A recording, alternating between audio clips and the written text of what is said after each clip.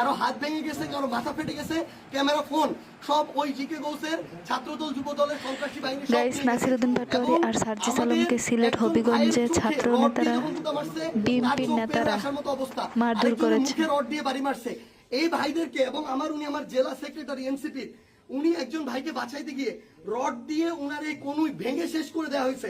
আপনারা একটু কাছে নিয়ে আসেন, আপনারা যদি দেখেন যে এখানে উনার হাতটার কি অবস্থা হয়েছে, এই জায়গায় মানে এটা ধরার মতো কোনো অবস্থা নেই। এখানে মাথায় এই যে রড দিয়ে প্রত্যেকটা জায়গায় বাড়ি মারছে।